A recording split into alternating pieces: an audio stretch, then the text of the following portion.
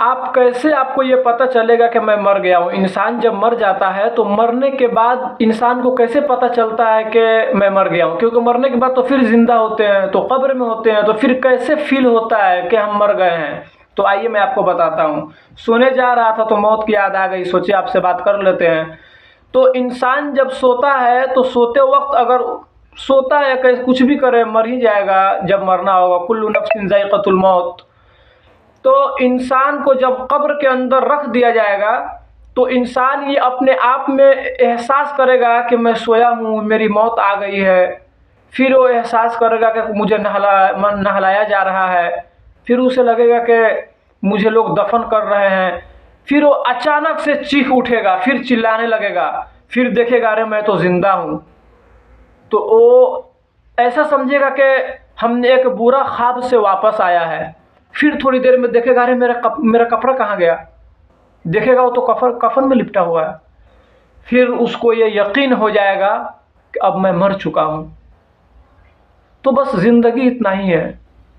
हमारे पास दो ऑप्शन हैं। फर्स्ट ऑप्शन ये है कि हम अल्लाह ताला को भुलाकर अपना मकान सबको खुश कर दे, मकान बना ले, सब कुछ कर ले। मकान बनाने के अंदर, पैसे कमाने के अंदर जितने भी अल्लाह ताला के हुक्म आए उसकी नाफरमानी कर दे। फर्स्ट ऑप्शन ये है। और उसके बाद हमारा जो भी टारगेट है, जो भी मकसद है, जो भी इंटेंशन है उसको पूरा कर ले, मकान बना ले, सब कुछ कर ले। और दूसरा ऑप्शन ये है कि अल्लाह ताला को हम खुश रखें और उसमें थोड़ा कम बेस कमाई हो उसमें चलेगा, लेकिन अल्लाह ताला को हम खुश रखते हुए अपने कामों को करें। अगर आपने ये काम खुश रखते हुए किया, मंजिल बनी नहीं बनी अलग चीज़ है, लेकिन आपका अल्लाह के घर में घर बन गया जहां हमेशा के लिए है। आपने मान के चलिए फर्स्ट ऑप्शन आपने चूज़ कर लिया, लेकिन आपने ये कभी समझा है कि फर्स्ट ऑप्शन आप जैसे पूरा करते हैं, घर सब कुछ बना लेते हैं, उसके बाद कहाँ? उसके बाद तो फिर अल्लाह ताला के पास जाने का टाइम हो जाता है। आपके पास कहाँ इतना टाइम होता है कि आप उसमें ऐश कर लें? और ऐश आप कहाँ से कर सकते हैं? लोग शिकायत करते हैं कि हम यहाँ ऐश नहीं कर पा रहे हैं। भाई साहब, आप ऐश करने तो आए ही नहीं है। ऐश करना है तो आप जन्नती बनिए, वहाँ पे ऐश होगा। वहाँ पे ना नमाज पढ़ना है, ना कुछ भी करना है, फ्रीडम लाइफ है। ऐसा नहीं है कि कमाएंगे तो खाएंगे, ऐसा कुछ नहीं है। वहाँ तो आप जैसे अपने दिमाग में सोचेंगे आपके पास हाजिर हो जाएगा। कुछ मछलियाँ आपको, ये जितने भी खाने वाली चीज़ें हैं सब आपस में लफड़ा कर, मुझे खा लीजिए, पहले मुझे खा लीजिए, आप बोलेंगे तैयार हो जाए, तैयार हो जाएगा। तो फर्स्ट ऑप्शन आप चूज़ करते हैं तो आप बना लेंगे सब कुछ, लेकिन अल्लाह ताला कहते हैं कि फिर मेरे पास आने का तुम्हारा टाइम हो जाएगा। दूसरा ऑप्शन अगर आप चूज़ करते हैं, अल्लाह को खुश रखते हुए आप काम करते हैं, नमाज पढ़ते हुए काम करते हैं, तो घर बने न बने आपका आखिरत तो बन ही जाएगा। और इसमें कोई शक नहीं है कि मरना है। अगर इसमें शक होता मरना है तो आप सोचिए, कुछ लोग तो इनकार ही कर देते कि मरना भी होगा अगर सामने में नहीं दिखाया जाता। तो कुरान कह रहा है कुल्लु नफ्सिन ज़ाइक़तुल मौत, हर जानदार को मौत का मज़ा चखना है। इज़ा जाअ अजलुहुम फला यस्तअखिरून साअतन वला यस्तक़दिमून, कब कहाँ किसकी मौत आएगी ये किसी को खबर नहीं है। आप अभी देखिए ना, आपके सामने एक सेलिब्रिटी, क्या नाम है, धर्मेंद्र सिंह, बहुत ऐश किए, सब कुछ किए, लेकिन जाना पड़ा कि नहीं जाना पड़ा? और जाने के बाद अल्लाह के पास हिसाब देना होगा। जिंदा अल्लाह ने किया है, फिर अल्लाह मारेगा और फिर जिंदा करेगा, फिर आपसे हिसाब किताब लिया जाएगा। आप कुछ भी करते हैं तो आपको क्या फील होता है? कोई नहीं देख रहा है। अल्लाह ताला ये जो आपके खून नस है ना, इससे भी ज़्यादा वाकिफ़ है। अगर आपको ये यकीन हो जाए कि हम जो भी करते हैं अल्लाह ताला हमको देख रहे हैं, तो फिर आप गुनाह करेंगे ही नहीं।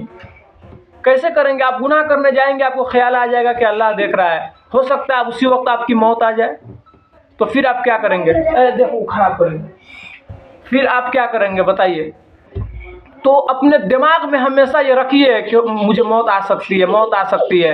अपने मौत को आप रोज़ाना याद कीजिए। रोज़ाना अगर आप याद करेंगे तो आप गुनाह करने से बचेंगे। नमाज किसी भी हाल में माफ़ नहीं है। नमाज खड़ा होकर पढ़ना फ़र्ज़ है।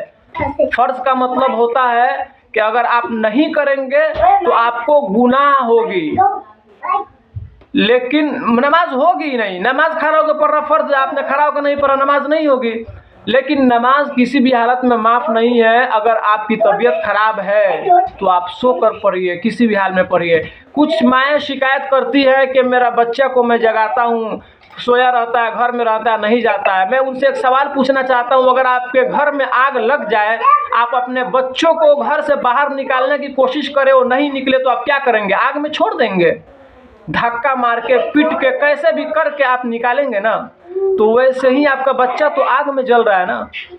नमाज छोड़ने का मतलब क्या है? आग में जलना है। तो 24 घंटा अल्लाह ताला ने आपको 24 घंटा टाइम दिया है। 24 घंटा में आप 1 घंटा टाइम नहीं निकाल सकते हैं अल्लाह ताला के लिए। आप अपने आप को तंदुरुस्त समझते हैं, जाके हॉस्पिटल में देखिए कितने लोग बीमार पड़े हुए हैं। कुछ बच्चे ऐसे हैं जो अपने पेरेंट्स की इतनी नाफरमानी करते हैं। कुरान क्या कह रहा है? उफ़्फ़िन वला वक़ज़ा रब्बुका अल्ला ताबुदू इल्ला इय्याहु व बिल वालिदैनि इहसाना। फिर इसके आगे है उफ़्फ़िन, उफ़ आया है कुरान में, मतलब सबसे कम अल्फाज होता है उफ़। अपने माँ बाप को उफ़ भी नहीं करना है। और आज के बच्चे ऐसे हो गए हैं, और सबसे बदनसीब बच्चे वो हैं जिनके माँ बाप उनसे कुछ कहने से डरते होंगे, कहीं ये गुस्सा ना हो जाएगा। वो समझते होंगे कि मैं बहुत बहादुरी करता हूँ, मेरे माँ बाप मुझसे डरते हैं, लेकिन उनकी बदनसीबी है ये कि उनके माँ बाप डरते हैं से मैं कुछ बोल दूंगा तो गुस्सा हो जाएगा, और अपने माँ बाप की नाफरमानी करते हैं, आवाज़ ऊंची में बात करते हैं। आपको मालूम होना चाहिए, एक सहाबी थे, मौत के वक्त, सहाबी जिनका सर्टिफिकेट मिल गया होता है कि वो जन्नती हैं, मौत के वक्त उनकी रूह कब्ज़ नहीं हो रही थी, तो उनकी बीवी दौड़ती हुई आई आप सल्लल्लाहु अलैहि वसल्लम के पास कि अल्लाह के नबी, इनका रूह कब्ज़ नहीं हो रहा है, कैसे किया जाए, मतलब कुछ बताइए आप। तो आप सल्लल्लाहु अलैहि वसल्लम उनके पास आए और बताए कि इनके वालिद वालिदा में से कोई ज़िंदा है। तो उन्होंने कहा कि वालिद साहब तो गुज़र गए हैं, लेकिन वालिदा ज़िंदा हैं। तो उनके वालिदा से पूछा गया कि क्या वजह है, मतलब आप इनसे खुश हैं? तो उन्होंने कहा कि ये मेरा बेटा है, ये बहुत नेक है, नमाज़ पढ़ता है, तहज्जुद गुज़ार है, सब कुछ करता है, लेकिन मुझसे ज़्यादा दर्जा अपनी बीवी को देता है, मेरे ऊपर फ़ौक़ियत उसको रखता है, बस इतना सा है, और इससे मेरा दिल नाराज़ है। और माँ के दिल की नाराज़गी कि इतना कहर है कि समझिए उनका रूह कब्ज़ नहीं हो रहा है। मेरे दोस्तों, सोचने का मकाम है ये। तो फिर उनसे कहा गया कि आप अपने बच्चों को माफ़ कर दीजिए, इस बच्चे को माफ़ कर दीजिए। तो उन्होंने कहा कि नहीं, मैं नहीं माफ़ करूँगी। फिर आप सल्लल्लाहु अलैहि वसल्लम ने फरमाया कि फिर लकड़ी का इंतज़ाम करो और उसको जला दो, तो कब्ज़ नहीं होगा। तो आखिर माँ होती है, माँ का दिल बहुत नरम होता है, आह निकल गया माँ के दिल से तो अर्श भी हिल जाता है, और दुआ निकल गया तो फ़कीर बादशाह भी बन जाता है। माँ ने माफ़ की और रूह निकल गई। मेरे दोस्तों, माँ आपको झिझक के बोलती है तो आप मुस्कुराया करें, उनकी झिझकना, उनका गाली देना, ये आपको दुआ में आएगा, आप कामयाब हो जाएंगे, कामयाब। आपको क्या लगता है, माँ ने आपको बता दिया कि मेरा बेटा ये बन जाए, वो बन जाए, बन जाएंगे? नहीं, आप ऐसा काम कीजिए। ये दुआ है ना, दुआ और बद्दुआ, इसका ताल्लुक, दुआ और बद्दुआ का ताल्लुक दिल से होता है, ज़बान से नहीं होता है। ज़बान से तो कोई कह देगा ये बन जाए मेरा बेटा, वो बन जाए, आदमी बनता है? नहीं बनता है। आप जब सोते वक्त अपने माँ का पैर दबाएंगे, उस वक्त जो दिल से दुआ निकलेगा, उस वक्त ये दुआ होती है। जब आपके माँ टेंशन में हो तो आप जाके उनसे टेंशन बांटेंगे, उनको तसल्ली देंगे, उस वक्त जो दिल से ऑटोमेटिक ये होता है। आप किसी को बद्दुआ देते हैं कि जाओ तुम्हारा ये हो जाएगा, वो हो जाएगा, तो बद्दुआ नहीं लगता है मेरे दोस्तों।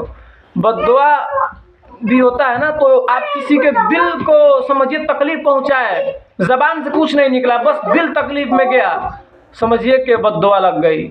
तो इन सब चीज़ों से बचना चाहिए। ठीक है, खुदा हाफिज़। अल्लाह ताला हमें भी इस पे अमल करने की तौफीक अता फरमाए। आमीन।